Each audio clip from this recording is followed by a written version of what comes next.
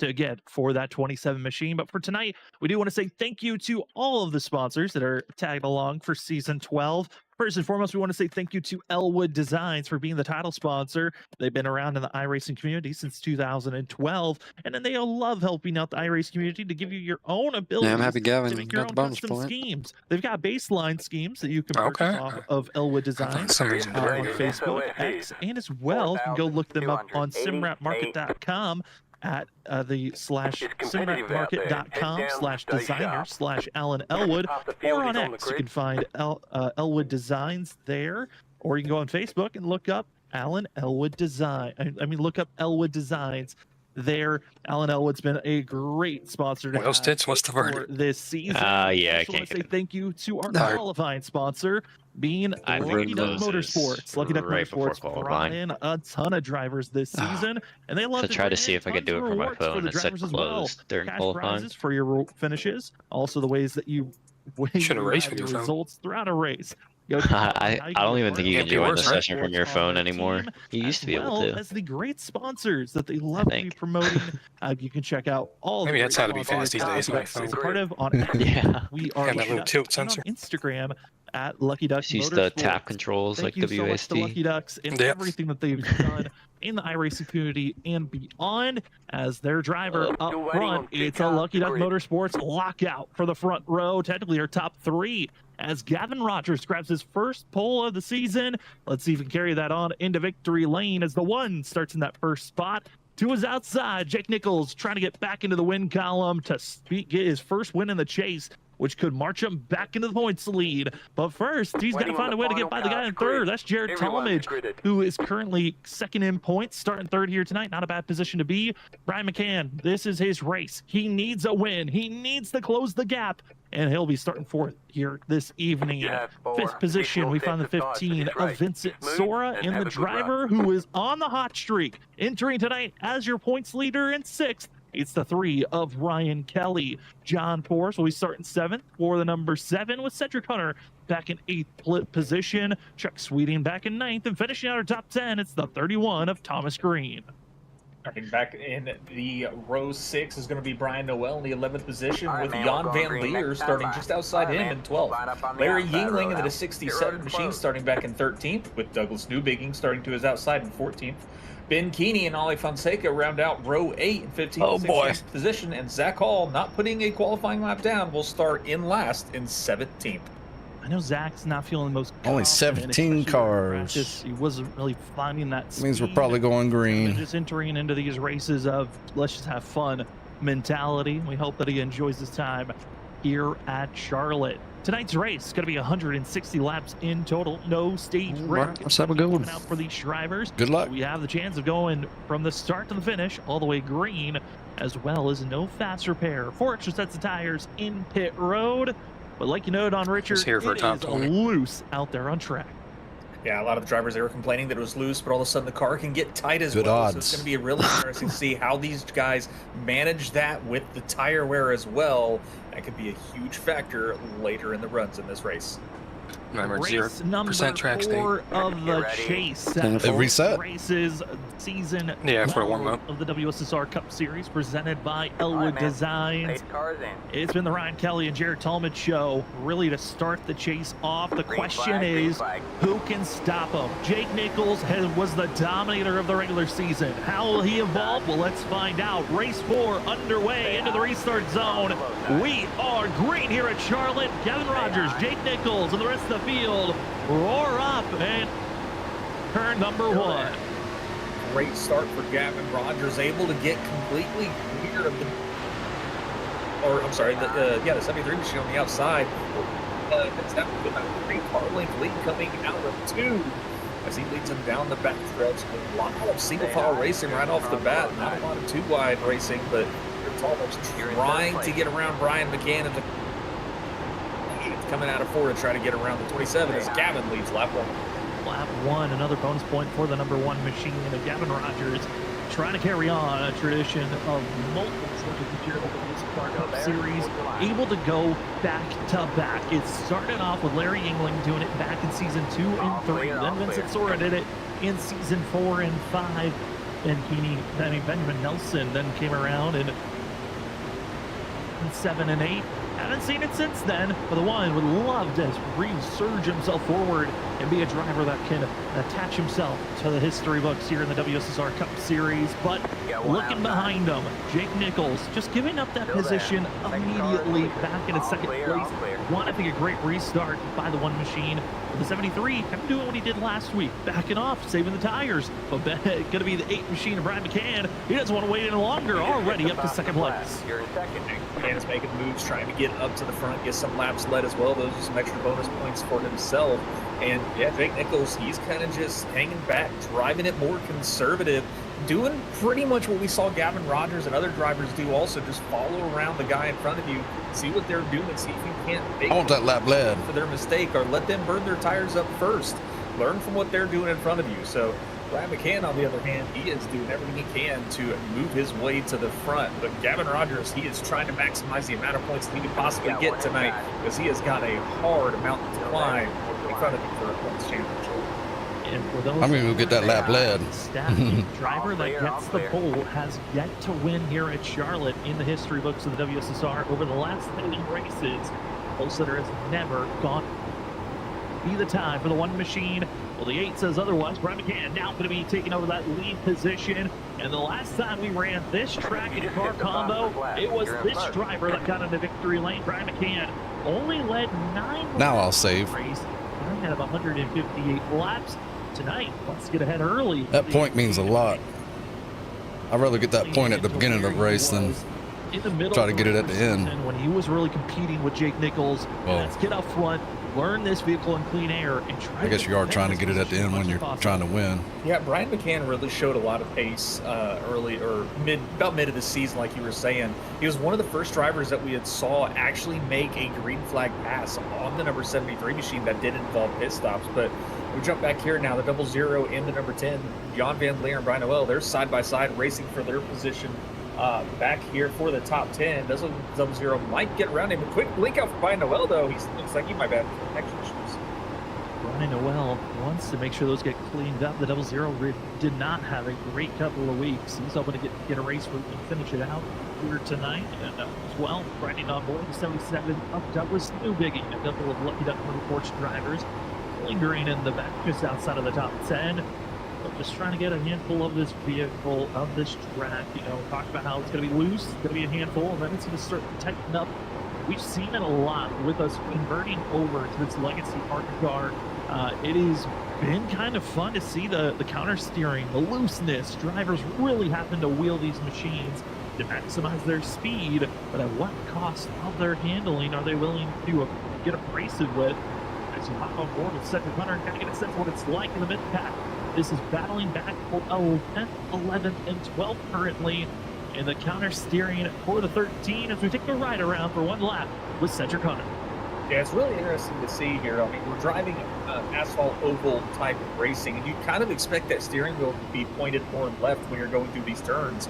But because of how loose the setup is and the amount of power these cars, these Legacy Gen 4 cars, put to those back wheels, as you can see, he's got to start turning to the right to keep that car going as straight as possible. That's what we call the counter steer. The tires are spinning so much at the back, you want to step out, so you got to turn the front wheels the opposite direction, keep that car straight and stable as you get out of the turn. It's such a tricky ability to do. It is not something that's easy that you just pick up immediately. That is just pure talent if you're able to do that immediately. It is a skill that takes a lot of time and effort, and that's why we're seeing some of the best up front who hold their position while other drivers are just in survival mode in the mid-pack. 10 laps in, still green at this moment, which is something that can happen here at Charlotte. We've had a wide spree of ways that these races can go in the past. On average, we have anywhere from 3 to 4 cautions being thrown. The most we've ever had was 8 last season. They were running the Gen 7 machine. And then we've had the least of just 1 caution being thrown. That was back in Season 7. Larry Yingling was able to get his 2nd win here at Charlotte in his career. See if he maybe can sneak his way for it. Some easy strategy.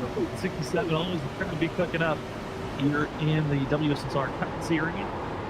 As drivers are primarily in line for a quick second, but up front, might be starting to see a shaking hard. That's Thomas Green in the 31, trying to put the pressure on Brian McCann as he's trying to find an opening to move high or low, and as well other movement going on back for 7th place as Vincent Sora in the 15. For that battle for the lead, it's on the 31, the pink machine trying to get to the inside. Thomas Green got his nose to the inside of the brake machine of Brian McCann. Let's see if he can get the run, get that car up to speed on the exit. They're not able to do it. Brian McCann's able to complete or defend that position, get out in front of 31. 31's got to try to find the momentum and try another attack. But he's going to have to fall behind and get back out of the bumper of the number 8 machine and kind of relinquish his attempt to get the lead. Well, drivers trying to find a way to get into their motion here. It's the 8 of Brian McCann just trying to continue to defend over Thomas Green. Jake Nichols lingering now almost a second back from our leader. Really doesn't look to be any type of zone where he wants to attack immediately. Here's going to be our weather conditions. Now we saw at the end of practice down to 83 degrees Fahrenheit. Track temp still around that 90 area. Wind is still very low. It's just going to be the track temp. How does that evolve? Passes into the nighttime conditions as we are entering sunset mode, and this track will start to move. Cars are currently. Yeah, this track will definitely change once the lights come on and the sun is completely gone. This track will drastically change in how these drivers will have to drive it. So that's going to be really interesting to watch. As you see Thomas Green, he's making the move to the outside to try to get around the 8 machine. He will lead that lap as he is now the leader of this race. And that's how you can utilize the outside line as well as utilizing the seam, that black marker line in the middle of the track. That is kind of the showing of a loose spot on the track. If you're kind of straddling that line, you can get the rear end kicked out just a little bit more, and that's what the 31 did, trying to get that rear end pointed straight off the exit, maximize the outside run. And Thomas Green utilizing the outside to take the lead position, almost up to 3/10 already on the 8. And what a charge to take that top position. It's now Brian McCann attempting his way to build up and make a charge back to that top spot. But drivers further on back still running the inside groove and just showing the difference. Our top 2 willing to use up some of their rubber while everyone else just trying to save their tires for that long run. Yeah, I mean, we see these 2 guys up front, Thomas Green, Brian McCann. They're both like out just kind of running away from the field right now. They're fighting each other for that position. You see drivers like Gavin Rogers, he has fallen back down to 5th position. You got Vincent Sora, he's dropped down to 8. These guys have fallen back to try and save their tires. And we've seen this dance before. We've seen drivers give up their higher position that they qualified in to save a little bit of tires, have a little bit more life in them further in the run, and then we see them slowly start to catch the guys that wanted to just get out there in front as quick as possible. So, I mean, it's definitely not a runaway for Green and McCann right now. These guys will eventually have some extra tire and be able to slowly catch up to those guys in the lead. As watching this grouping of drivers, this is 3rd, 4th, and 5th, as well as 6th in line. As John Forbes and the 7 machine trying to make a move. Rangers and Rogers, since he's gotten the pole, has just been moving backwards very slowly for the 1 machine. And I don't know if this is a tactic of saving tires. He's just not been comfortable. To wait and see after the next couple of laps. I think in the next to 15 laps, we'll really see the swing. Who's got the tires? Who's feeling the most comfortable in the later runs of this race? And who's not. That's Ollie Fonseca, Douglas Newbegin. Here comes them tire savers. Between one another. This is a battle for 12th place between the 24 and the 77. Ollie makes the pass on the exit of turn 2, and Douglas wants to make the retaliation move. One out of 3 and 4, but not going to be the case. The 24 holds on and now sets his sights on the 67 of Larry Yingling, and Yingling goes low and Ollie goes high. That 24 is on the move right now. Yeah, Ollie Fonseca is doing a great job utilizing that outside line, getting right there, right at the rear end of the... That's a nice save on his part. They will go low, and he will just stick to that outside line, let that car stick. and he'll have the momentum down the straightaway or even through the turn. So he's doing a great job picking off these cars one by one. But that's 2 positions lost in 1 lap for Larry Yingling, as Douglas Dubicking gets around him as well. But now Jan Van Leer is in the sights of Ollie Fonseca to see if he can get the momentum down the backstretch to be able to make a move going into turn 3. I'll talk about a move for the lead. Brian McCann back to the lead position, but at what cost? All of that time that they pulled away between the 8 and the 31 of the rest of the field. They are slowly watching it drift away. Jake Nichols, Jarrett Thomas, John Forbes, as well as Gavin Rogers trying to retaliate. Top 6, all within a second of one another. And this was that waiting game. Did you pull the tires by being too aggressive? And this is looking pretty similar to, I would say, Auto Club, where everyone's now moving to the top and just trying to rip their way forward to hold back all that momentum behind them. Yeah, this is what you'd like to see, and how the drivers adjust to both tire wear and track temperature change. Because not only got to worry about the track temperature, but one of the more recent updates that iRacing did, and we're a little over a year now into it, but the lines now change temperature as well, depending on. You actually have to take the time and search around the different lanes to find a little bit more grip if you possibly can. So a lot of these drivers deciding to give up that inside line, move up to the outside line, and see what they can do. They're able to get around Thomas Green. Green is slowly starting to fall back as he's lost 2 positions now, with Brian McCann still out in front. Just watching the drivers up front, Brian McCann holding strong, a little bit less than a half seconds. Jake Nichols was trying to close in the gap, a little bit about a tenth faster. 73 expected to close in here in the next 3 to 4 laps. And then it will be the option of how do you want to make a pass. Here's going to be a pass being made back for 4th position as Thomas Green and John Forbes. Got to be careful with Forbes going for the slide job move, just getting in front of the 31. But that is a very dangerous move to make, especially with the design of these ARCA Gen 4 machines. If you're the driver who's making the slide, you could get your rear end lifted if you're not careful for the driver that you're making the pass on. Yeah, these cars, the front nose bumper is a lot lower wedge shape than the rear bumper. So you get that nose right underneath those bumpers, it'll lift those back tires kind of off the track. You're not going to have any grip, but you're going to have all the grip in the front tires, and it's just going to lose. But John Forbes a little like he might have tagged the wall. That gives Gavin Rogers an opportunity here. He's going to stick his nose to the outside, on the outside of the turn, going to try to get around John Forbes.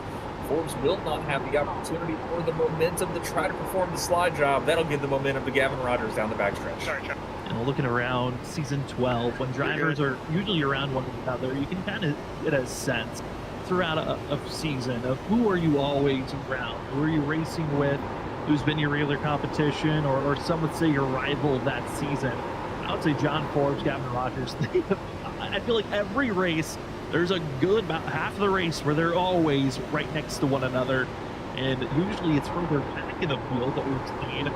Let's go around in the top 10. This is what you love to see for both the 7 and the 1 inside of the top 10 and competing around one another.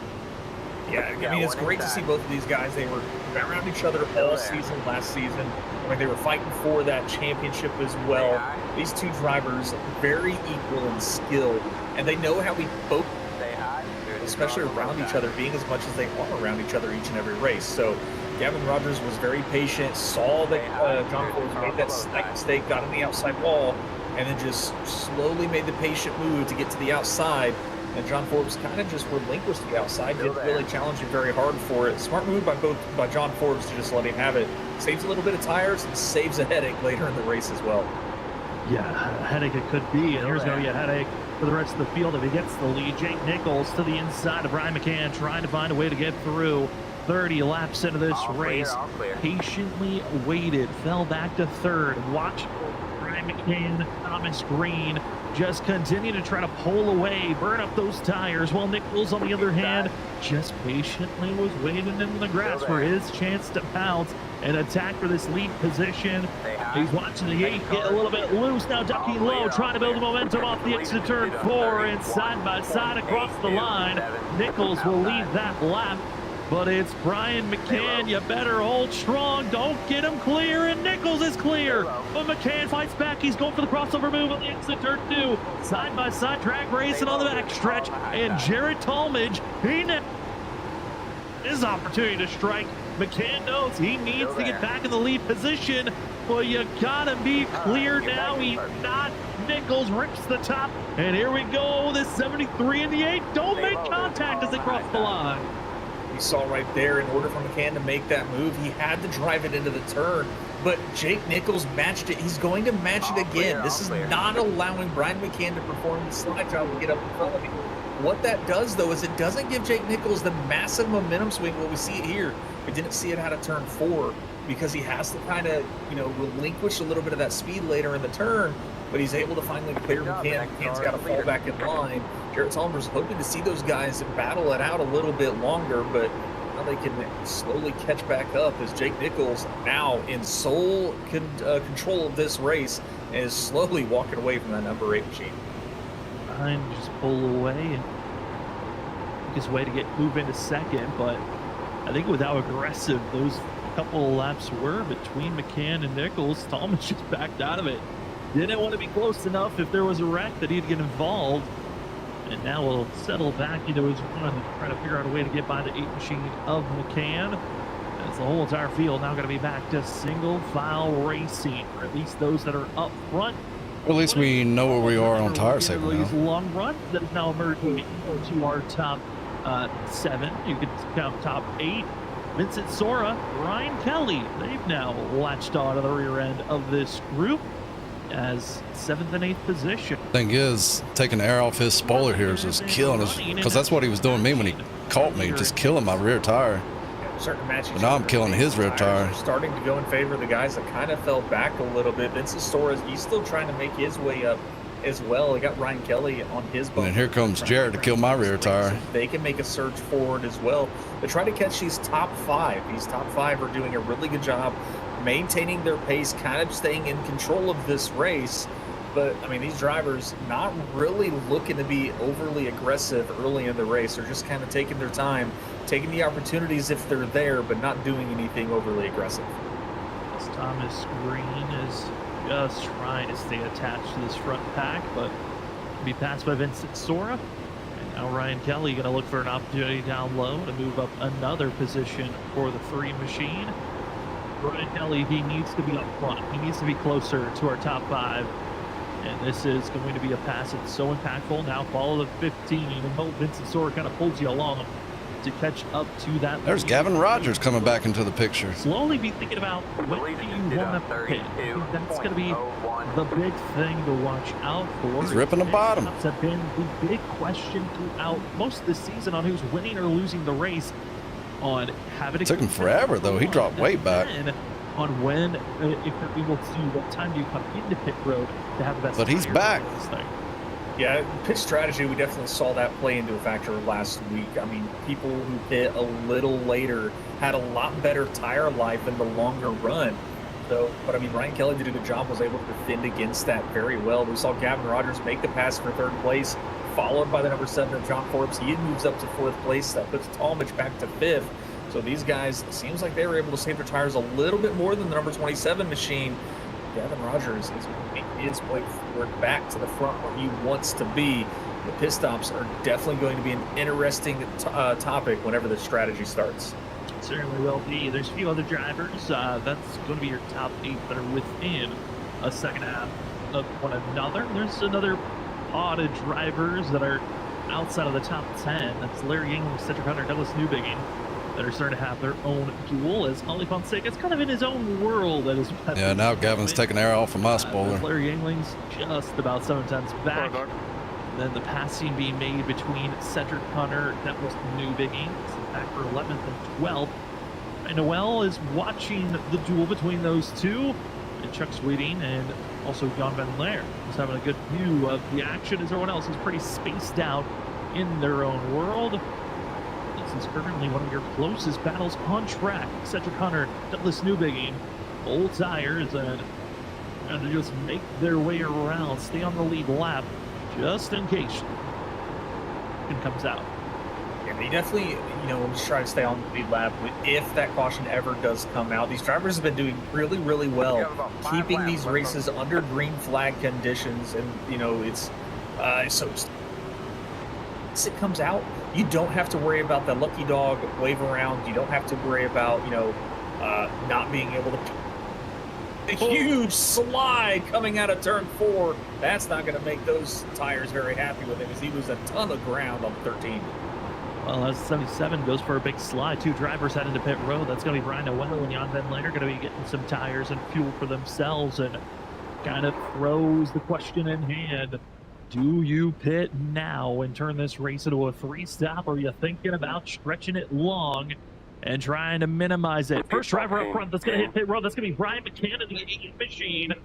Kind of shocked by that one. I thought he was going to try to stay out there, maybe match Jake Nichols. Going to send right here between those drivers, but wants to see what the advantage is early, which honestly, I think pitting early now gives you the best chance for options later on, as the 8 now is going to get his stops done. Next question for those that are inside of our top 7, who's the next one to head into pit road?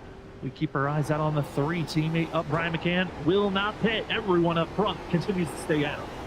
Yeah, I mean, they're only about 2 seconds off of their fastest lap. That's not completely horrible. I mean, last week we saw them near 3 to upwards of 4 seconds off of their fastest lap later in the run. So 2 seconds not isn't ideal. Bad. So running a little later, probably not a terrible strategy for these drivers. It gives them, an option. It gives them a little bit better option of pitting early and having better tires for the later stages of this race. I was watching Ryan Kelly try to find another position, move up into 3rd place. A couple of other battles that are happening. Ali Fonseca trying once again on the 67 of Larry Yingling, not able to make the pass for himself, but we keep our sights out up front just because of the fact of how important it is. When do you pit? Because these front runners, Brian McCann's going to get the early advantage for himself, and Vincent Sora over the radio saying he's heading into pit road. The 27 of Jared Tallman. Soon, front runners will do the same. Into pit road. Late entry for Jake Nichols. Hard on the brake. Got to watch out if he's going to get penalized or not for the 73. The one at the 3, 17, 31. All into pit road. Talmadge stays out. Larry Yingling. And what an aggressive entry. And Jake Nichols, with all the flare and the smoke, no black flag given to that 73 machine. Impressive work for the 73 machine. He was hard on the brakes, smoke off the tires. It looked like he might have been going too fast, but he was able to get it woed down. John Forbes going to stay out on track as we have more drivers coming down pit road to get their service. John Forbes out there trying to lead some laps. He is one of just a few drivers that have not came into pit. Those are the drivers going to be John Forbes, Jared Thomas, Chuck Sweeting. Those are the last ones that need to make pit stop. Larry Yingling into his box. Douglas Newbegin, Ali Fonseca into pit road with John Forbes. I don't think you want to enter from the wall. That's what he's going to do with Jared Thomas following in suit.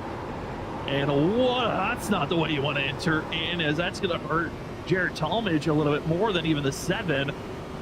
And also Chuck Sweeney into pit road. So pit stops are completed for our first round of green flag pit cycle.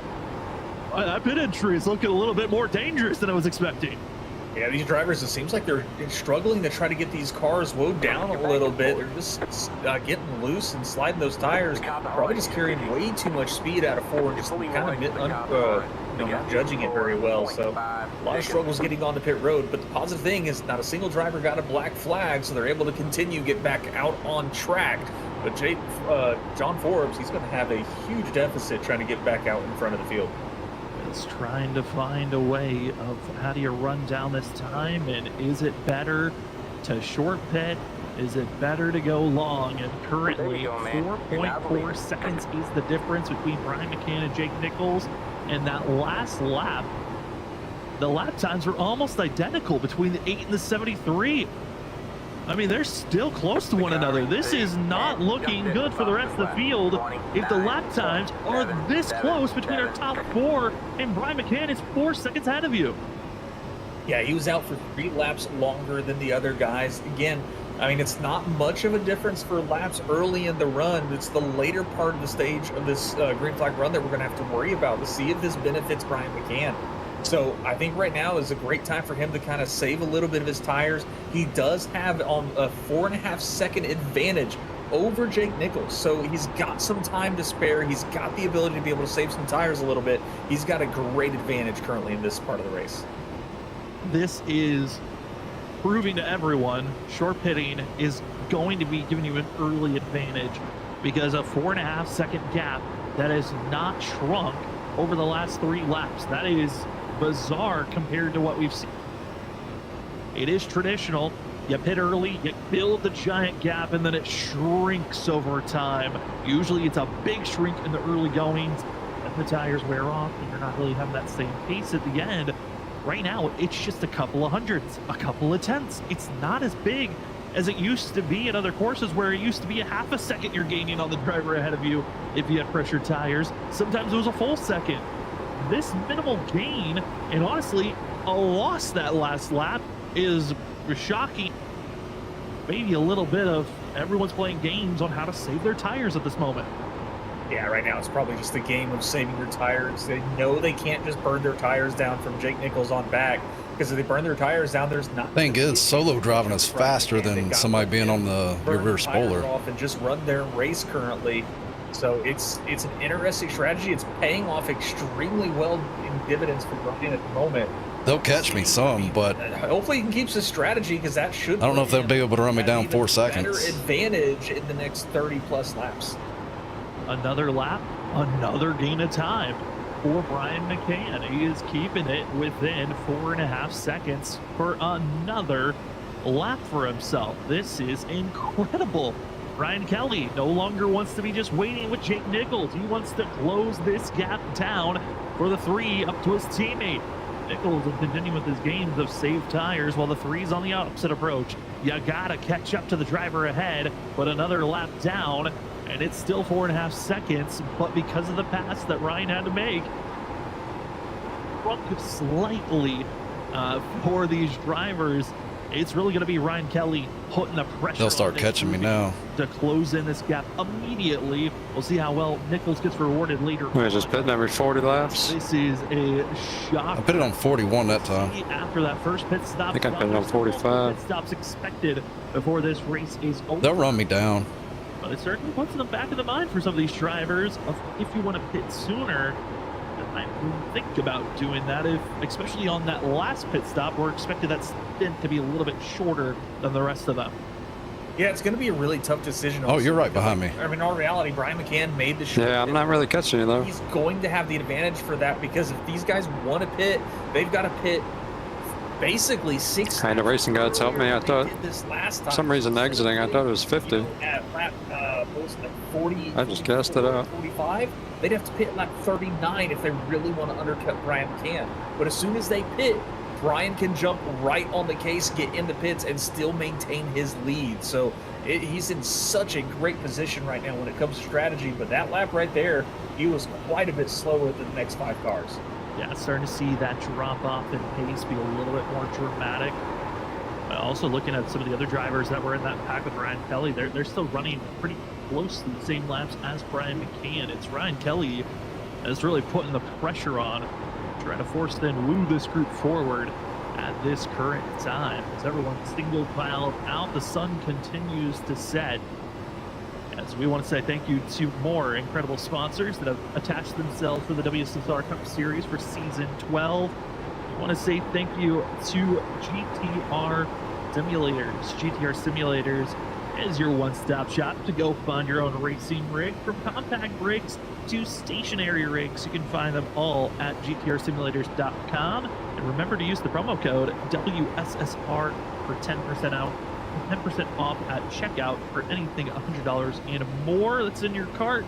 Again, that's don't miss out on your chance to upgrade your rig and race like the pros.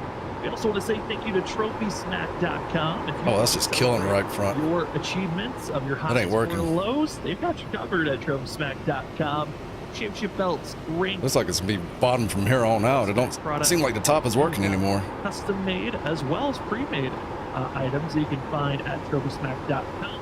But their wall smack is the item that they really want you to check out. It's a metal plate glossy piece of art that you can choose what custom image is on that. You can find yourself checking out the wall smack at TrophySmack.com. And remember to use the promo code WSSR at checkout to get 10% off on your wall smack purchase as the field watches another lap go down for Brian. 3 seconds between first and second.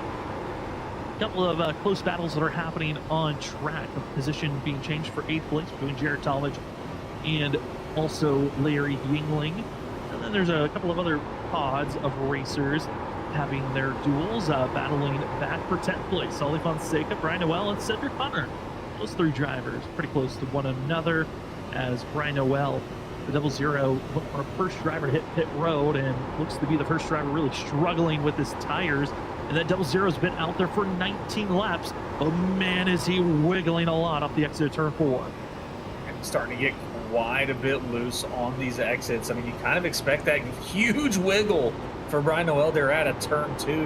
Had to drive it down almost into the 3rd lane there to the left, but he is doing everything he can to keep that car under his control, and that's early in the run for himself as well. He's not been out on that track very long, so it's going to just get worse and worse for him later in this run. Speaking about worse and worse, Chuck Sweeting, again, another race where he qualifies pretty decently instead of the top 10.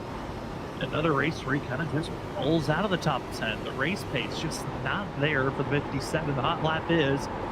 Really needs some help when it comes to these longer runs.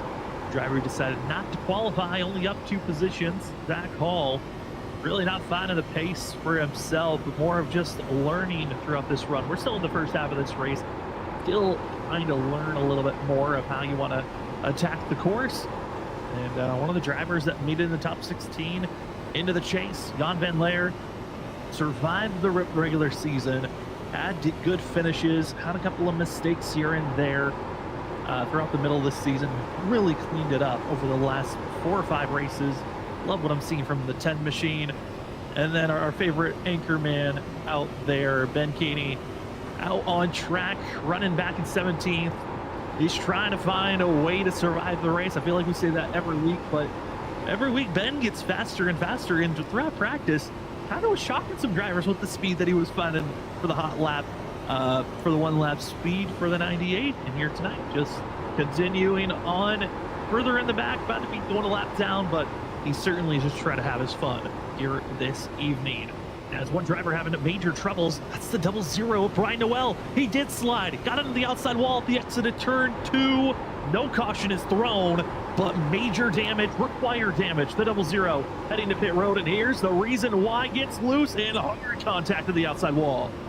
That's what you were saying earlier, like the more and more that car got loose on him not being able to keep it under control on those exits, burned up those back tires, just not able to get the grip down, just got really loose, tried to save it, and the car just darted straight to that outside wall. It's like they're still on the bottom. Massive damage to the right front, swung around, hit the right rear as well, and that's a meatball flag for himself. That might be race ending, but he's going to be in the pits fixing what he can and see if he can get back out on track.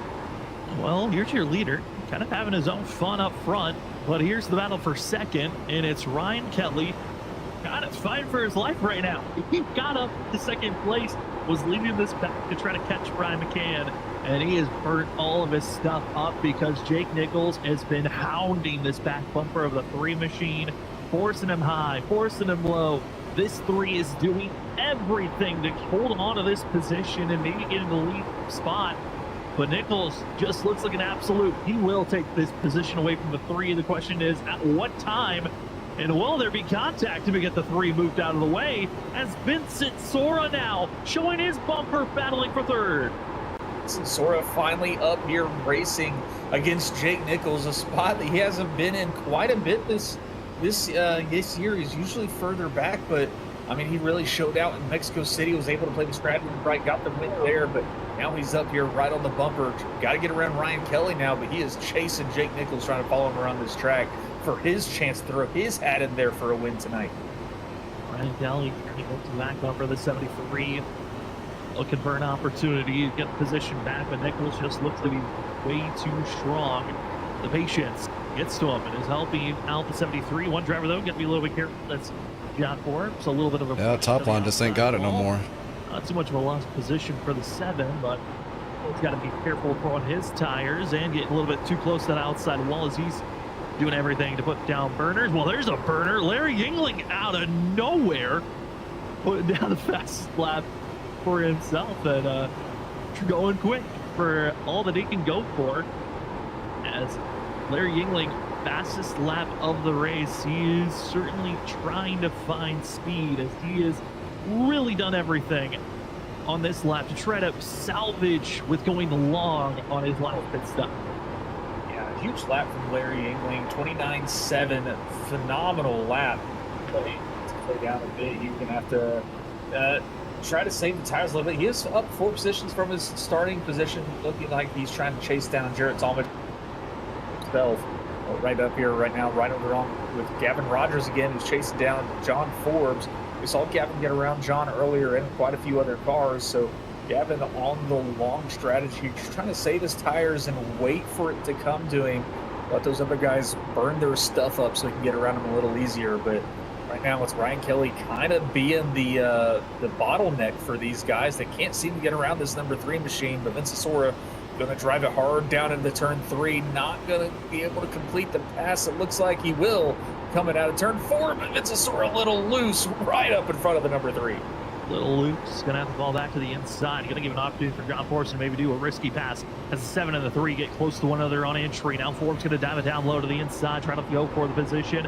Third place on Vincent Sora, sliding up to the quarter panel, but not able to get clear. And now Kelly with better run on the exit of turn 2. He'll now dive it down low for fourth place. Not having the big enough run, though, to really force the issue. Forbes should hold on as long as he doesn't get loose off the exit of turn 4. And Forbes will hold on for 4th as Kelly drops the be going even further back. Vincent Sora, though, he'll love the fact that he's in 3rd position for the 15. And Richard, the one thing I want to bring up, I mean, this is something that kind of is difficult to watch in other vehicles on the iRacing service. It kind of feels like you watch the trucks, you watch the B car, you watch the next gen. It's a lot of you're hitting the same line. You're either trying to get down that blue line and just stick your vehicle there and stay there. This Gen 4 Legacy machine has been incredible to watch. All lanes are being utilized throughout the whole entire run, and all have their advantages and disadvantages we're seeing right now. Yeah, it has been really this car. These guys are able to test around the entire track, find lanes that work, find lanes that don't, figure out which ones work right here, right now, and which ones work a little bit better. And each of the lanes do different things with your tires as well, but I mean, we see these guys are using the bottom lane to save tires. It seems like when they're trying to make a move, they tend to move to the outside lane, but later in the run, when the tires do wear, a lot of the drivers do move to that outside lane. It seems to be the better route when the tires wear out. So, yeah, seeing multiple lanes on every single one of the tracks we've gone to so far with this car, it's just made the racing a lot more exciting to watch because you get a lot more side-by-side driving. Well, it took 32 laps, but here we go. Jake Nichols to the point, to the lead. End of this run, we're closing in when some of these drivers might be thinking about pit stops in the next 6 to 8 laps. But Jake Nichols, his patient approach, the waiting game for lead in the run pays off and is finally caught Brian McCann. McCann trying to do everything with those old tires. This late in the run, there really isn't much that he can do. Brian Noel leaves pit road as he's able to get the required damage fixed up and back out on track. But got to give credit to Jake Nichols. He knew the patient approach was going to work out. It looked a little bit demoralizing in those first handful of laps after getting fresh rubber. We weren't sure if he was going to catch them, but Ryan Kelly proved being aggressive early on, burning off those tires, not worth it. You gotta wait for that final 10 to 15 laps to maximize on your speed. Yeah, you gotta wait, later in the run. That's where you can maximize your speed. So Brian McCann, he's going to be in a position right now where he's got to just kind of hang on, hope to not lose too much ground. Maybe the undercut really wasn't the right call because, I mean, they still got 10 laps going to put him on a really heavy back foot on the strategy call here. So he can either stick to his guns with the early pit, or he's going to have to hang on as long as he can, try to pit with these guys later in this run. Well, trouble for the 10 machine of Jan van Leer. Required damage for the 10 machine. He was already struggling. Got into the wall back on lap 71. But this is going to be the moment that takes him out of this race official. It was coming out of turn number 4. Breaks loose, overcorrects into the outside wall. And that could be a day over for the 10 machine, as he is completely out of this thing and just overcorrects, getting loose, and just like that, your race is done in the blink of an eye. Yeah, that's unfortunate to see for Jan van Leer. He's done such a fantastic job this season, coming in, able to make the chase for the championship as well, like very barely, but was able to squeak into the 16th spot. And that is an unfortunate end to tonight, just getting loose coming out of turn 4. Unfortunate to see for the number 10 Tide machine. See if Jan's able to get that damage prepared, get back out on track, but that looked to be terminal damage for himself. And with Brian Noel just sticking it out, getting the damage done, and getting back out on track, he might gain a position for the 0-0. Well, they see some of the racing action up front, and that's the 8 of Brian McCann, and swamped by the pack of drivers that finally caught up. Well, that short pit the way to get by the 8 machine. running hard strategy didn't work out too well. Season 8, the last time that we ran this track and car combo. Like the broadcast said, them last 10 laps. Of that 158 lap race, which kind of shocking. There have been multiple races of drivers leading less than 10 laps and getting into victory lane. Being the driver that dominates doesn't always mean you're going to be the driver winning. Brian McCann did that in season 8. Back in season 9, Cedric Hunter only led 6 laps that day. And then back in season 5, Cedric Hunter did it again, only leading 3 laps that day and getting into victory lane. Who can find that magic?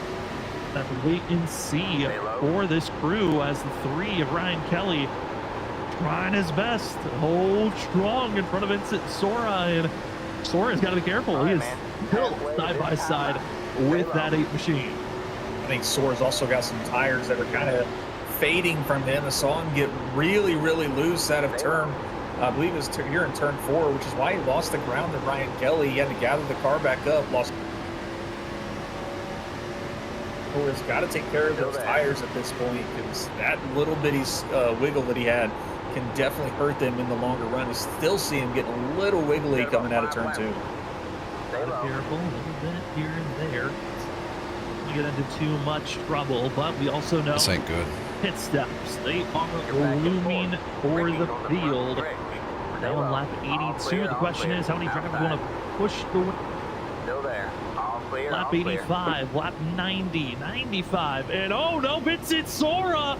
Gotta be careful there. It's Sora, King getting close, as well as Rogers in that 15. Still Woods yet holding on. Finally, it's straight on the backstretch, but you can see that steering wheel. It is still wobbling, even as he's trying to go straight. Oh man, almost a scary moment for both the number 1 machine and the 15. Just a great wheelmanship by both of them. He just drove it really hard.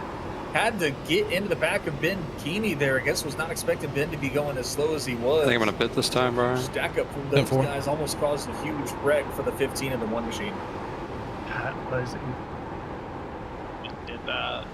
Vince Sora, luckily, is still racing, but all of that time lost. I mean, he just lost 2 seconds in a blink of an eye, with just a misfortune of a spot. And now pit road going to be calling for Ryan Kelly and Brian McCann. And that is going to be the early stops for the Cody Glenn Cox drivers. As here we go, it is a call. When do you want to find yourself hitting pit road? As Vincent Sora pressured to go wide. As here's a couple of Lucky Duck drivers trying to make the pass of Thomas Green and Jared Talmadge. Yeah, Vincent Sora, he almost got to the front of the 31 machine. Was not expecting his nose to be there in the front stretch there, but Thomas Green is able to stick his nose there and get side by side with the 15. He just can't complete the pass. You got John Forbes making their pit stops now they're not giving that extra tire life and advantage to the guys that pit before them. So they're taking advantage of this moment as those guys went in the pits and they're coming in for service. As Thomas Green got past by Vincent Sora. Vincent Sora able to get that pass, but now he's under attack from the 27 machine of Jared Talmadge.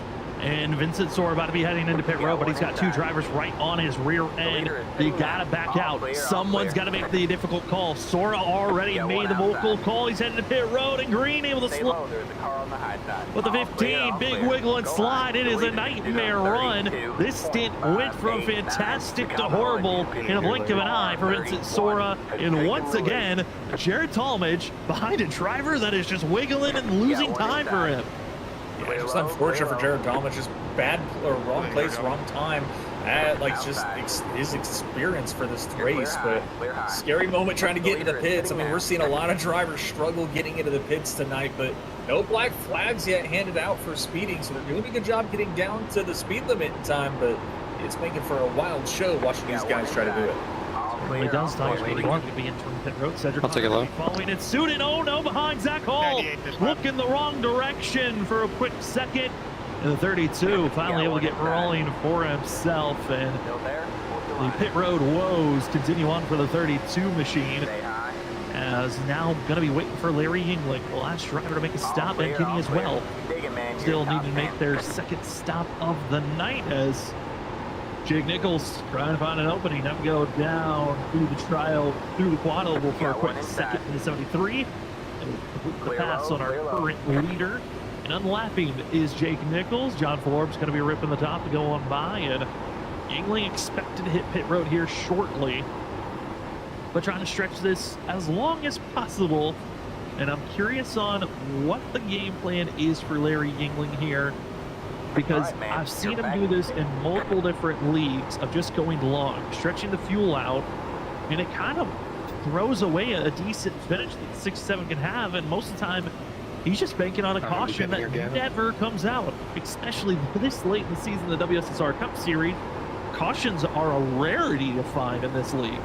Yeah, they really have been a rarity the past like 4 or 5 races for these guys. They've done a great job keeping these races under green flag condition. And the strategies like now, like Larry Yingling's doing, the longer run, trying to stretch his fuel out as long as he can. He will duck down to the pit road, time to come get tires and fuel for himself. But I mean, sometimes it's the only strategy you have when so many guys are just that much faster and you're just trying to find the speed and can't find it. Sometimes you just gotta roll the dice and hope for something. Well, rolling the dice and pitting early is given what should be the lead for the 3 machine of Ryan Kelly. And Kelly currently a little bit less than a second ahead of Jake Nichols. John Ford, a half back from the 3 machine of Brian McCann. Biggest loser. He entered pit road with Kelly and actually 3 seconds to the 3 machine. I mean, for a quick second there, it was, well, looked like he should have been ahead of Kelly and maybe gaining more time. Instead, the 8 is right behind John Forbes and is just looking to try to get this time back. And Brian Kelly had a phenomenal pit road time, almost a full second quicker than everybody else at 36.8 seconds on pit lane. And then, I mean, Brian McCann, you see it right there, 37.7 seconds on pit lane. So that's the big difference you see between the two and why Brian Kelly is so far out ahead.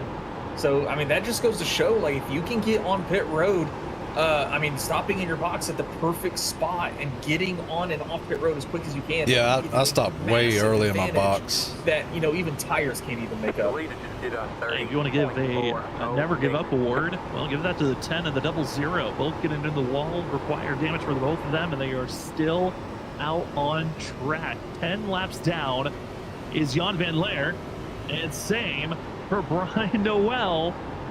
They are battling for position. Obviously, one driver got his damage fully fixed. The other one just trying to battle for the best position he can as the wounded 10 and the non-wounded 00. This is a battle for who's going to get last place here tonight before they pass Zach Hall, who looks to be potentially calling it an evening here after his slide in pit road. He has yet to leave his box. There was no black flag given.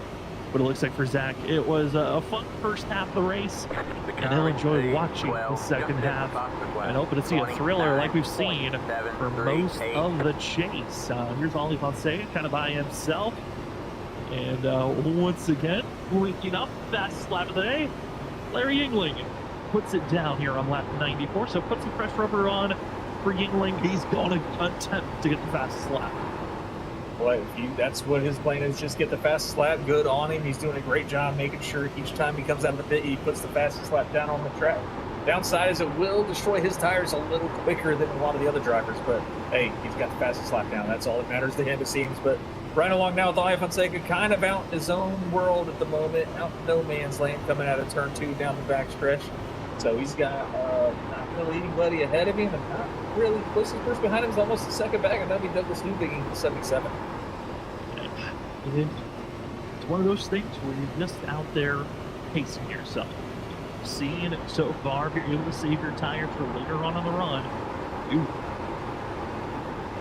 field continues on their way here tonight. As the field continues on throughout this race, Kelly, I'm curious for the 3. We saw how much he was willing to just burn off his tires throughout that first stint and the second stint. He's got at least one more pit stop before this race is over. What is potentially this 3 and the rest of the field thinking for this next pit stop? Because do you go short? Do you go immediately? It's kind of one of those, we've seen winning moments where you pit early, but if you pit later, you could get rewarded way better. I'm just curious on what these lead drivers are going to be thinking about, because Kelly, pushing these tires to build the gap out. Yeah, it really just depends on how many laps are going to be left when you decide to pit. Because, I mean, we saw it took about 30 laps for them to gain a 4-second or 5-second deficit.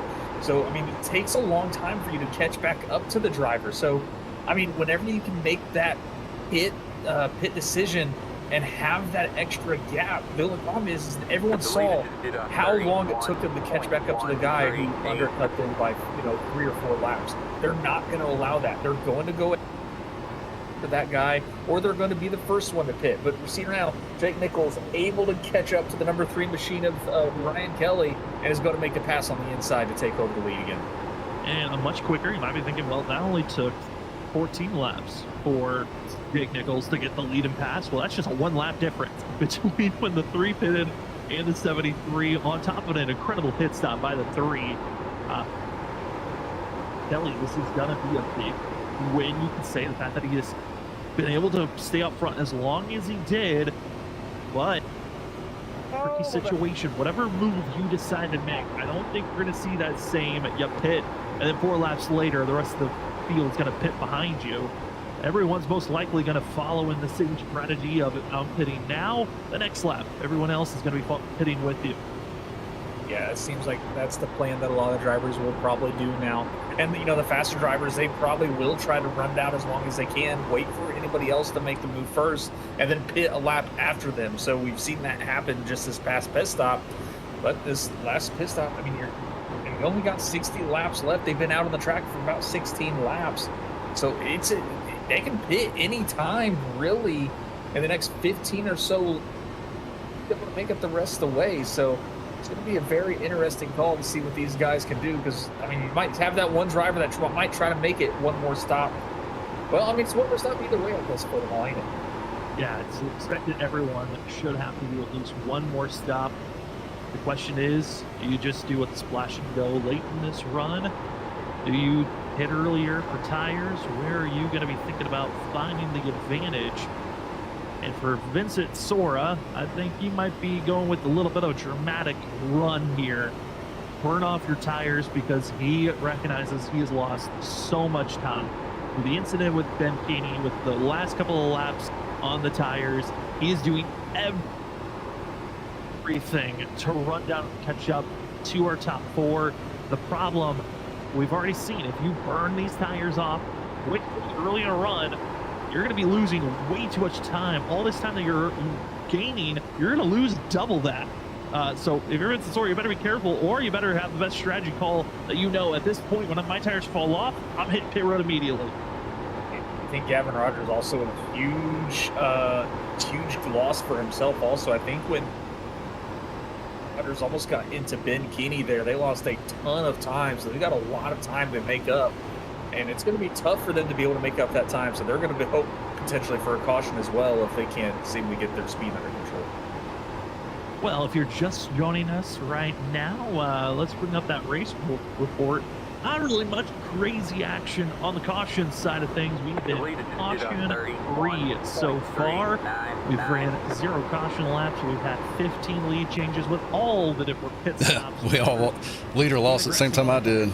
On in a It's like a light switch at lap 20 there. Lead changes, as well as the fact that we've been clean and green all the way through. This is kind of been the fun portion to watch it throughout the later half of this season and most of this season. Low caution counts means it is a lot more on strategy, consistency, and minimizing your mistakes, which has kind of been the call for a lot of drivers. If you're going to beat the 73 of Jake Nichols, you need a perfect race. And right now, we're seeing drivers that are really stepping up. John Forbes, this has been an incredible run for the 7, one of his better mile-and-a-half runs of the season, and he is trying his best to get into victory lane here tonight at Charlotte. And we talked about those drivers that are outside of our top 3 in points.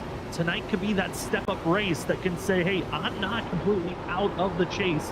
And John Forbes entered tonight 14 points back from Ryan Kelly.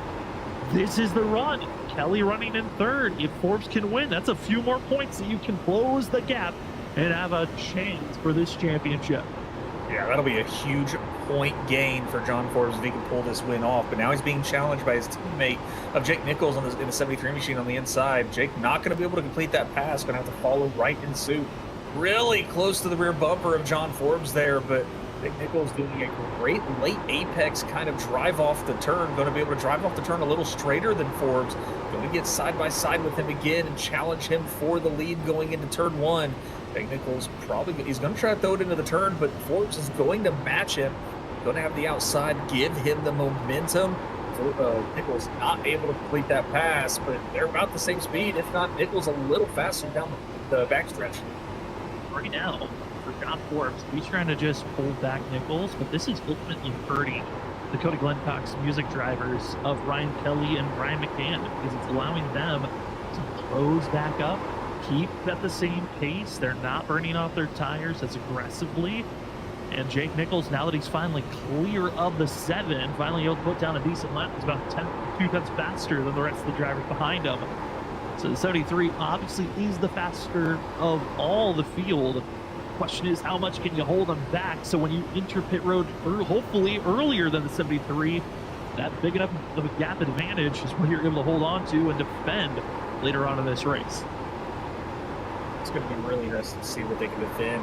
Ryan Kelly here was hoping to see a little bit more side-by-side racing. Can't drive. Front, but Jared Talmadge back here in the 6th spot. He got around Gavin Rogers. He's still blinking out a little bit there, though. Trying to chase down Vincent Sora. But Gavin Rogers down another spot. Gavin is something going. Oh, Gavin's trying to figure out where the speed is for that one machine that he had earlier, but oh man, unfortunately, see for Gavin Rogers falling this far back. Yeah, I mean, right off the stat, if you get the pole, you have yet to see that driver get into victory lane here. My right rear is gone. Based off how we're seeing this race go on, we do not get a caution. Gavin Rogers going to be fed to that statistic once again. Get the pole. Congratulations on that bonus point. Victory lane is not calling your name. Another driver who also behind the 1 machine. I'm kind of shocked on how far he's fallen. Thomas Green, he looked incredible. Did a similar strategy as Ryan Kelly of just being aggressive on that first stint, getting up there, battling forward. And the 31 is now back here with the 1. Also seeing Larry Yingling looking at his pace. That's done a fantastic job of closing in and could be competing for at least a 6th place position at the rate that he's flying up through this field. Yeah, Larry Yingling has really been impressive with his speed in these later runs.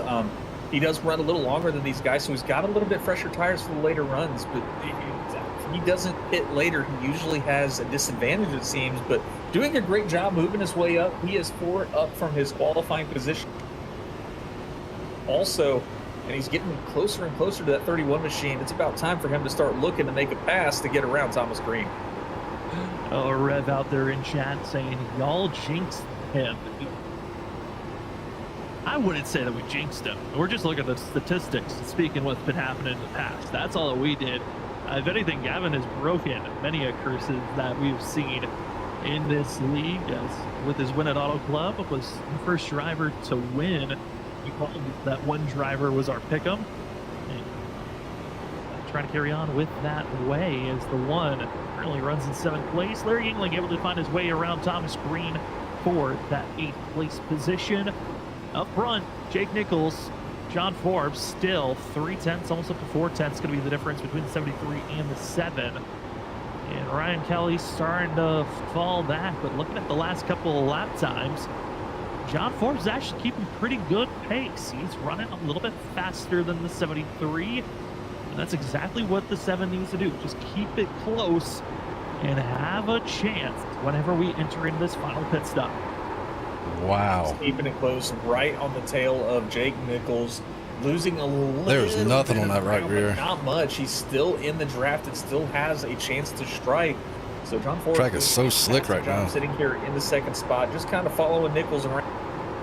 Sure, keep Nichols honest. As soon as Nichols, if he even makes a mistake, which is rare to see that 73 machine do, that gives a huge opportunity for the 7 machine to make a move. Fueling up now should get us to the finish. Looking at drivers that have been some of our bigger movers of the race, John Forbes, the 7 machine up 5 positions from where he qualified back in 7th place up to 2nd.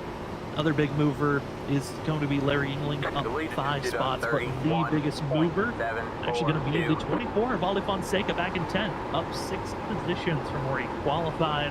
And now the strongest qualifying run, but has done a pretty good job moving his way into 10th position and hoping for a top 10 here tonight. John Forbes here so far has now lost a little bit of ground, now over a half a second back, but you look at John Forbes. Track gets so slick late stage. Kind of a quietly good season for the 7. I feel like when we watch him throughout the beginning and middle of the race, it is a struggle for him.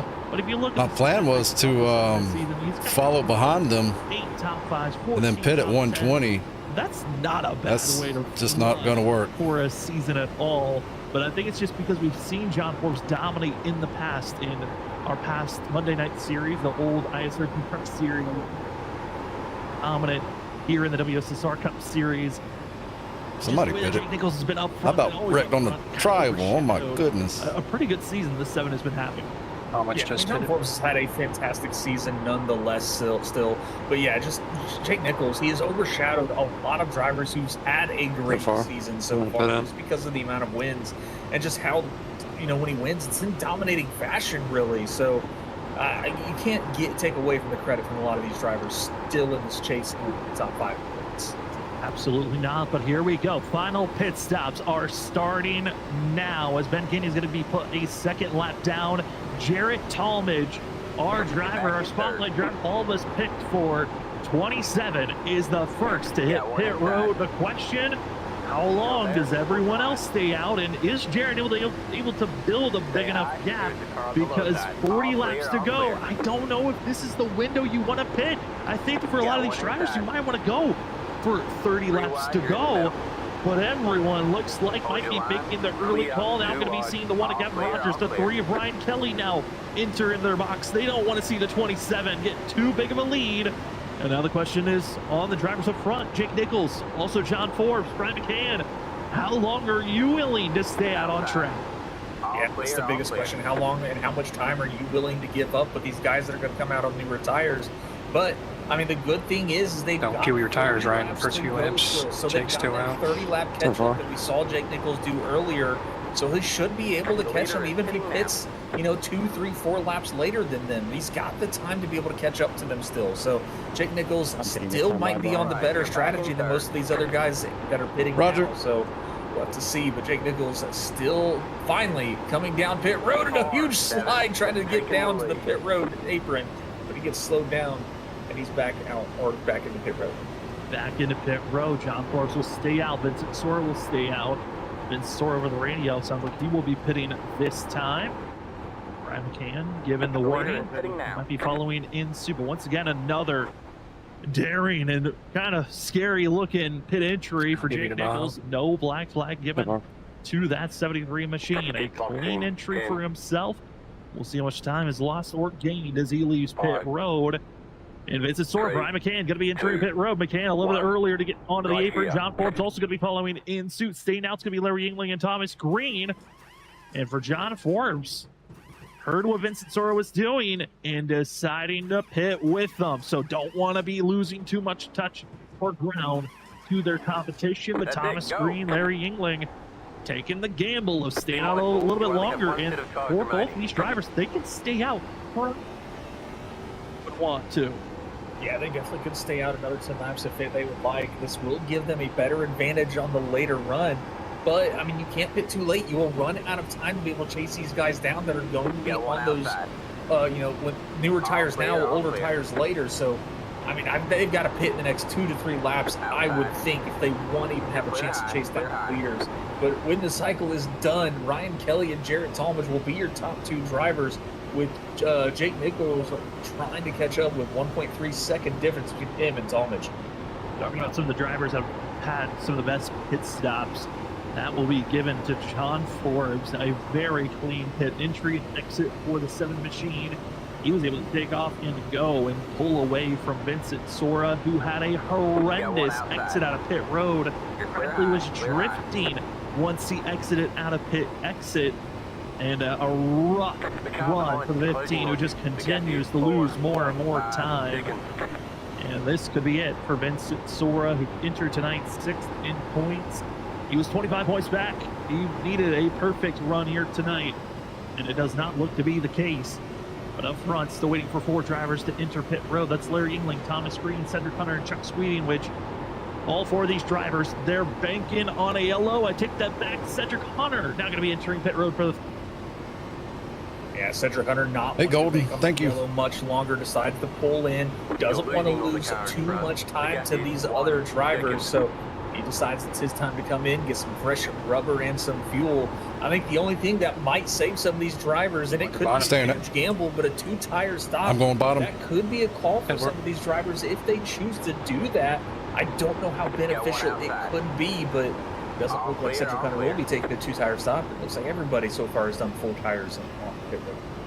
It feels like that's too much of a risk to take, even though I think if you stayed out maybe long enough where you had the fuel to make it to the end, but I believe with how long I want to try to tire save here. Race, these drivers are still going to have to take two I don't know if it's going to be worth it or not.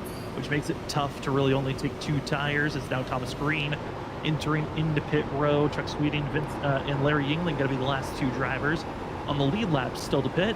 The 00 Brian Noel in the 10 of Jan Van Leer, who are laps down. Jan Van Leer's leaving pit road, leaving us with the 00, 67, and 57 that need to make their final stops of the evening. But no surprise, Yingling stays out. Chuck Sweeting, the way that he won his WSSR Cup Series race was based off of a fuel strategy call. 57, no surprise here later on. Needing a chance, needing a break. Will a caution save him? Not looking to be the case just yet. We're still waiting on when Yingling and Sweeting will hit pit road, but a battle for position already underway. The battle for 4th on track, which should be 2nd overall. John Forbes, Jarrett Talmadge has completed for the 7, and he is trying to run down Ryan Kelly for this win. Yeah, he is still 3 seconds back from Ryan Kelly, so he still has quite a bit of space to catch up, but he's on 3-lap newer tires as well. Vincent, who's got the same tires I do, has just taken off and left. Jarrett Talmadge now, so now his sights and his crosshairs are set on the number 3. So I'm not sure if this strategy is going to work. Play the patience game and try to catch him, and when he catches him, it'll be near the end of this run, so we might have another barn burner. I just know the end of the run is horrendous if you push hard at the beginning. It's going to be the true thing to watch out for here this evening as the field runs down all these laps. Will it be the 3 heading into victory lane? That is going to be the question that we have to answer here with 30 laps to go. But we also have an event that is supposed to be going on in 3 days. We hope that if you're wanting to be a part of this event, we've got ourselves the 4 hours of lemons that's going to be happening Saturday, as it is taking some fun, different vehicles out to Sonoma for 4 hours. That's the street stocks in the mini stocks. if you'd like to be a part of this incredible fun journey, go check out our Discord community out there, and you can find more information on how to sign up for the 4 Hours of Lemons at Sonoma. That's March 14th here on Freaking Fast Broadcasting. And we hope to have needing a couple of more teams to sign up. So if you have a day free on Saturday, you want to have some fun out at Sonoma, why not join with us here on Saturday? Yeah, it's a really exciting event. I'm, trying to. It's a Be lucky to get a top 5 so we're here. gonna have something similar that the January charity race had with the donation goals. So I mean, you can, make it more like a lemons race. You will have donation opportunities to be able to make a driver or a team pit for a 30-second stop that kind of represents the car breaking down and them having to fix it. It's the best we can really do to try to break a car. Should be a really exciting race. Going to be a multi-class race with the street stocks and the mini stocks at Sonoma Short, where the Cubs cars race. Seen a few cars out on track. It looks like it's going to be a blast. I know a lot of drivers have already been testing and said it's actually a lot of fun. So it should be a really exciting event to participate in and even more exciting to watch. It certainly will be. You'll have myself and Richard. We're going to be our own team as well as up in the booth at the same time. So we will be having laps, funds, and we hope to have you guys out there enjoying the show in ways to help out. Again, that's the 4 Hours of Lemons this Saturday here on Freaking Fast Broadcasting. If you like to race or just find ways to participate and be involved, go check out the Freaking Fast Broadcasting community server on Discord. As the race moves on, less than 30 laps to go. The difference, less than 2 seconds between our leaders. And like that, Larry Yingling, no more laps left on fuel. He needs to make his stop, which gives the lead to the teammate of the 67 of the 3 of Ryan Kelly. But Got one inside. the second and a half, it looks to be a little bit more in danger. Ryan Kelly was struggling to stay ahead of Jake Nichols and John Forbes, just being a 1-lap difference on tires. This time, it's a 2-lap difference between Ryan Kelly and Jake Nichols. It's a 3-lap difference between John Forbes and Ryan Kelly. I don't see how this 3 can hold back the speedy 7 and 73, but this Kelly, who's found some races.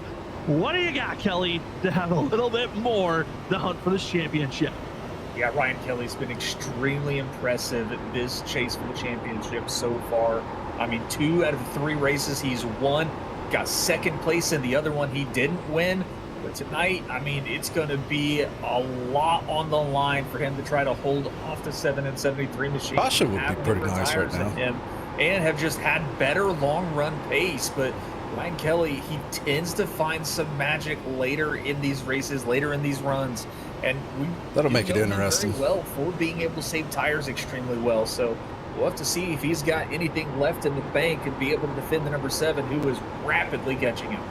Speaking about rapidly, here's the rapid lap down car of Chuck Sweeting, utilizing some fresh rubber and just showing a major difference between the 57, who just pitted 5 laps ago, compared to those that pitted 15 to 18 laps ago, and that is going to be hurting the 3. My tire saving strategy is not working. To drive a higher entry than I think he wanted 22 to. laps left. And that is a major loss. I ain't catching nobody. Now less than 2/10 the difference. The 7 of John Ford pounding the rear bumper, trying to find the opening. Finally able to get to the inside quarter panel as they cross the line. Larry Yingling once again passes the lap, but it's the 7 of John Forbes. Wants the lead, gets the lead, and it wasn't even a close fight as John Forbes to the top of the leaderboard.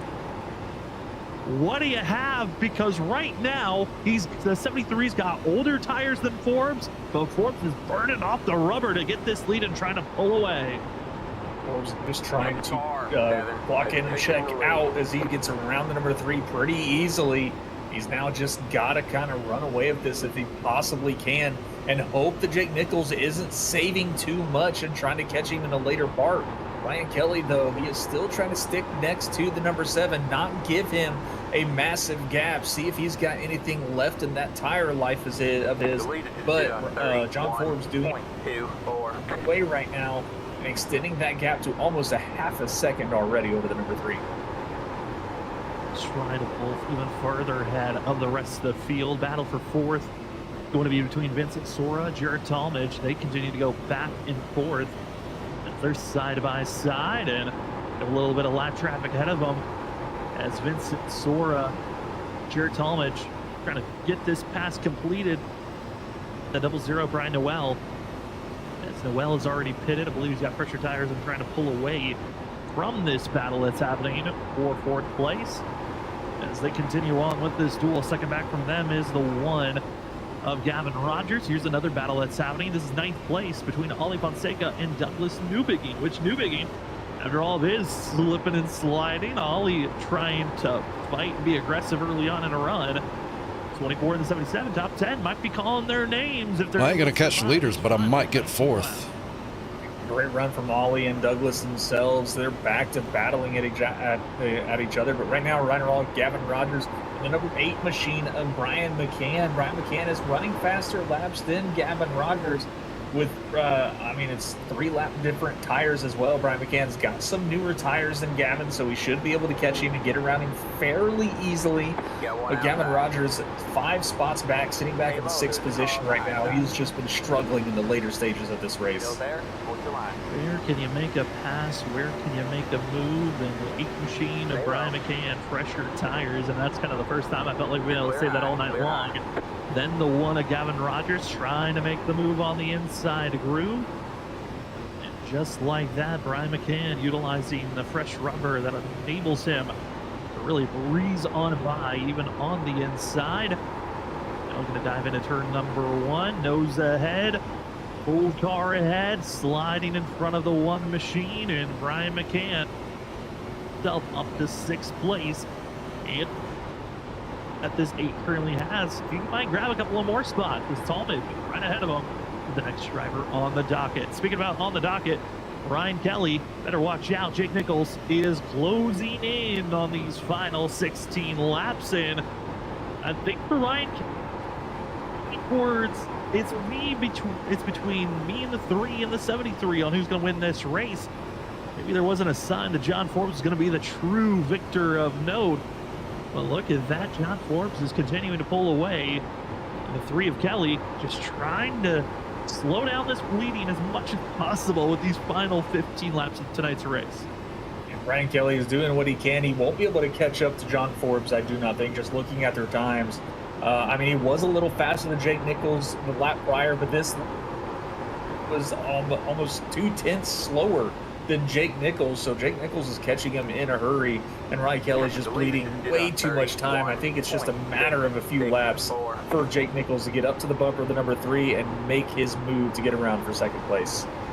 And we saw John Forbes, and he rapidly caught up to the 3, made the pass, tried to build out the gap. And I'm looking at these lap times. Now that'd go around a little bit more equal between the 73 and the 7, but the lap prior, Jake Nichols actually had the faster lap of our top 3 by about a 10th.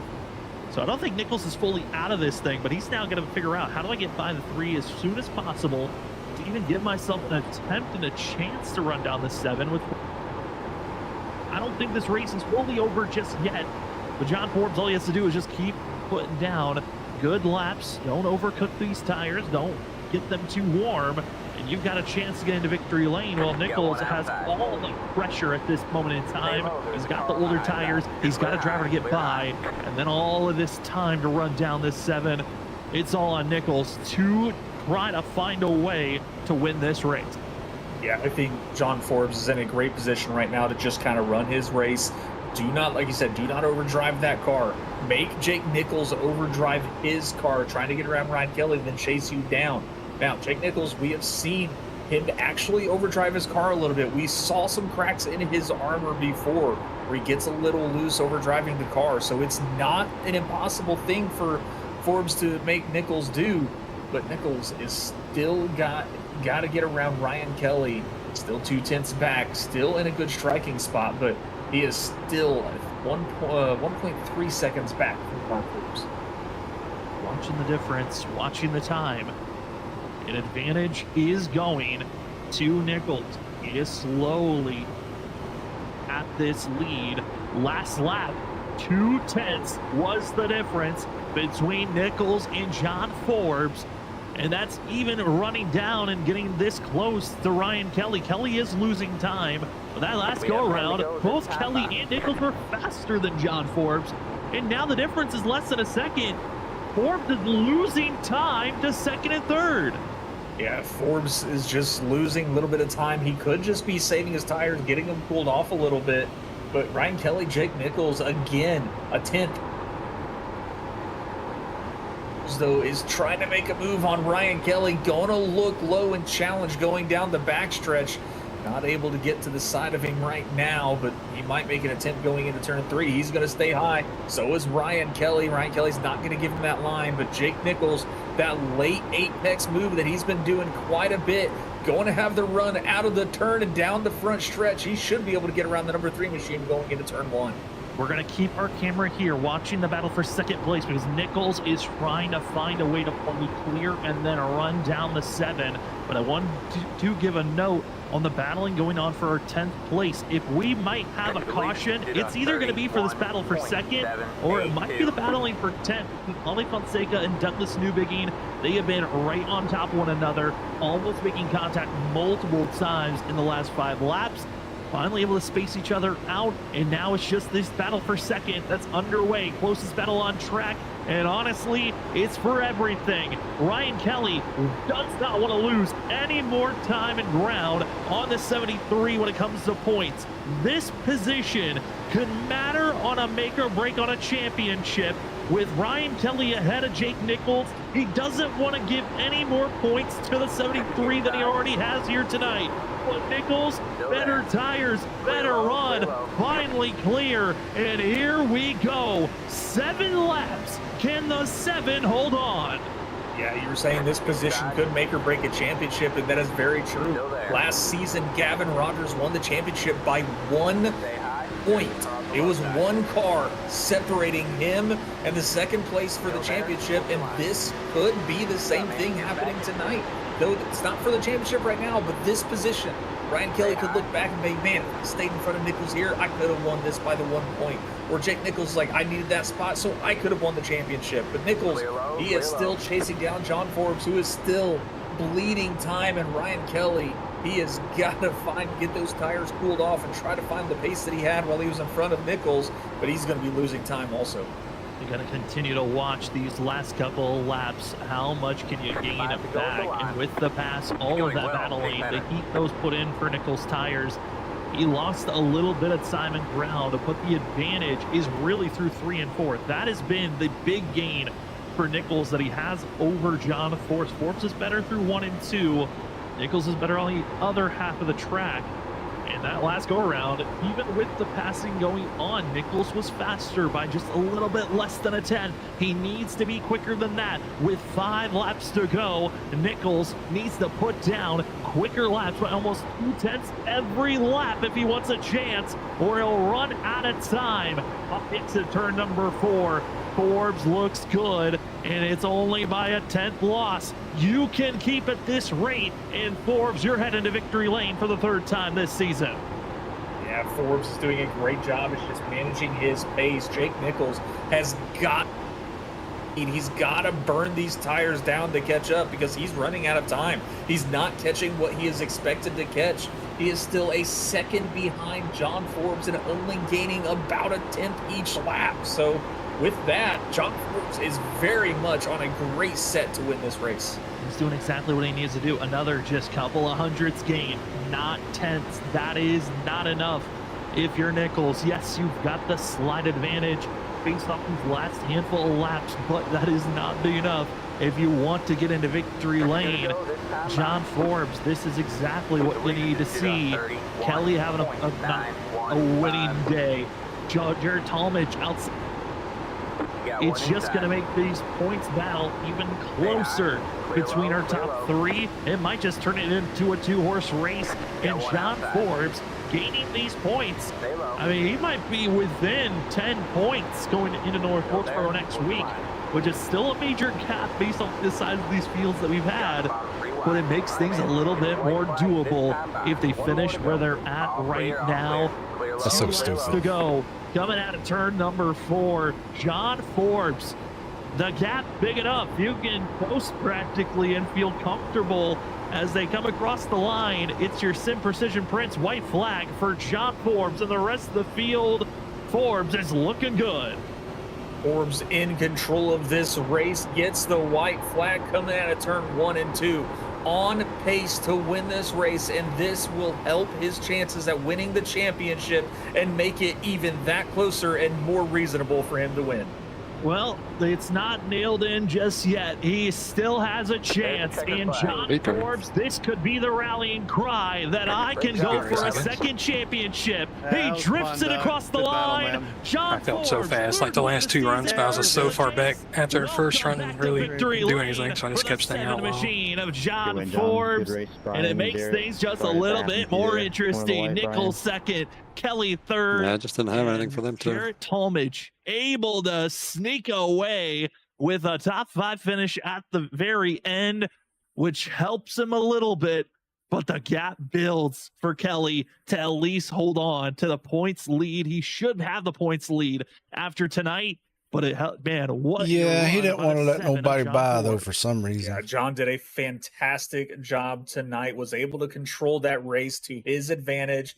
He pit at the right times. He was able to manage the tire wear and the life in those tires, able to keep the Would have been an easy fourth underneath place. him, and was able to best Jake Nichols for a 3rd time this season. Congratulations to John Forbes.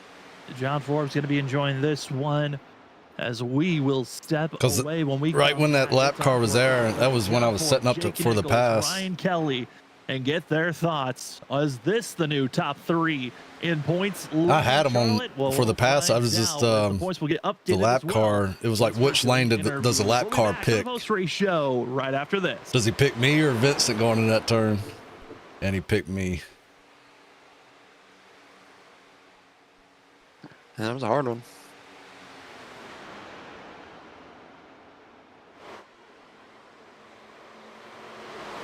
I slid up the track way too much there. Yeah, do it. Interview. But I still had a big run off.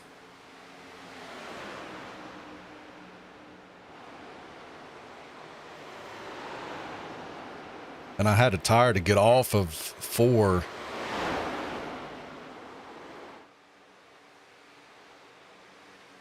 It's a wonder I didn't get a cut track there.